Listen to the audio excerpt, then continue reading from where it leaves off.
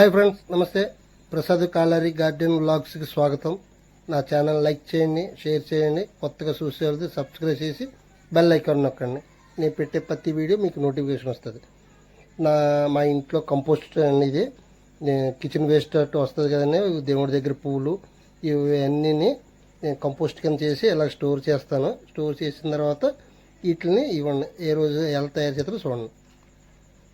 నేనైతే కంపోస్ట్ ఇలాగ నిల్వైన తర్వాత మినిమం 2 నెలలు ఉంచుతాను. అలాగా 2 నెలల నుంచి 2 నెలల తర్వాత ఒకసారి ఆరబెట్టేస్తాను. ఎండలో ఆరబెట్టిన తర్వాత ఇలా జల్లించుకుంటా. చూడండి కంపోస్ట్ని ఎలా జల్లిస్తాను. ఇలాగ ఇది గిన్నె ఫుల్ అయిపోయిన తర్వాత స్టోరేజ్ అయిపోయింది పక్కన పెట్టాను కదండి, అది ఫుల్ అయిపోయిన తర్వాత మళ్ళీ ఇందులో మొదలెట్టానండి. ఇందులో చూడండి కంపోస్ట్ ఇది అయితే మొత్తం ఇది ఫుల్ అయిపోయింది.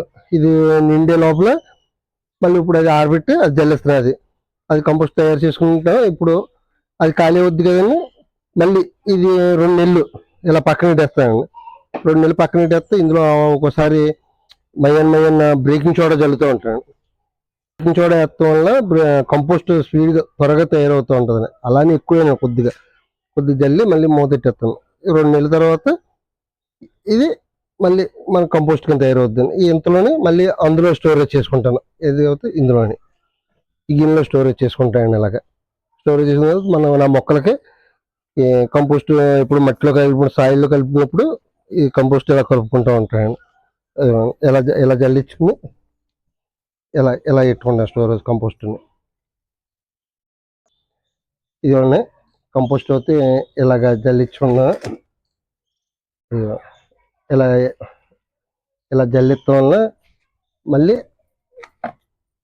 వేస్టేజ్ ఇవ్వండి, మళ్ళీ కంపోస్ట్ కింద వస్తుంది. మళ్ళీ అది వేస్ట్ పారిపోయాను, మళ్ళీ ఇప్పుడు కంపోస్ట్లో కలిపించుకుంటానండి.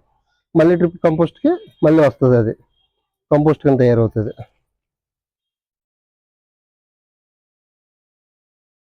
ఇవ్వండి ఇలాగ కంపోస్ట్ చేసుకున్న తర్వాత ఇలాగ స్టోరేజ్ చేసుకుంటానండి నేను. కంపోస్ట్ పొడిగా చూడవచ్చు, ఎలాగైనా చేసుకోవచ్చు.